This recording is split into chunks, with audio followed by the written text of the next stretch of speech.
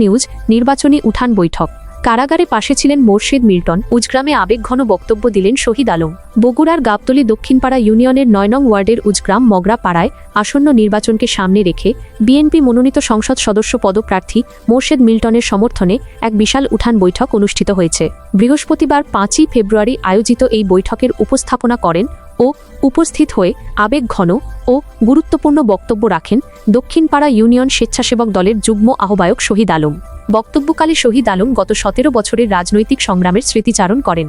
তিনি বলেন, ফ্যাসিস্ট শেখ হাসিনা সরকারের আমলে দীর্ঘ ১৭ বছর আমরা মামলা, হামলা এবং গুমের আতঙ্কে দিন কাটিয়েছি।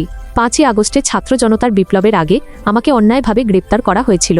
সেই দুঃসময়ে যখন কেউ পাশে ছিল না, তখন মোর্শেদ মিল্টন ভাই আমার জন্য আশীর্বাদ হয়ে দাঁড়িয়েছিলেন। তিনি আরও বলেন, জেলখানায় থাকা অবস্থায় মোর্শেদ মিল্টন নিয়মিত আমার খোঁজখবর নিয়েছেন, জামিনের ব্যবস্থা করেছেন এবং সর্বপ্রকার সহযোগিতা করেছেন। তার মতো জনদরদি ও রাজপথের সাহসী নেতাকেই আমাদের প্রয়োজন।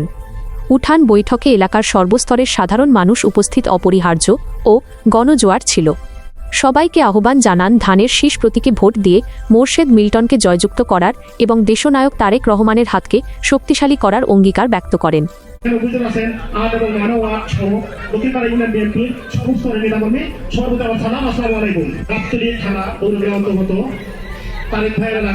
তারেক ভাই আমাদের এলাকার সন্তান, তার মার্গ হচ্ছে ধানের শীষ।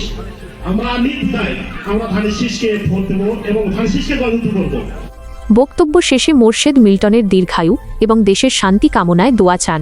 বক্তব্যে শহীদ আলম বলেন, মোর্শেদ মিল্টন ভাই আর সম্পর্কে একটা কথা না বলি নয়। মোর্শেদ মিল্টন ভাই একজন সৎ এবং যোগ্য প্রার্থী আমাদের গাবতলী থেকে।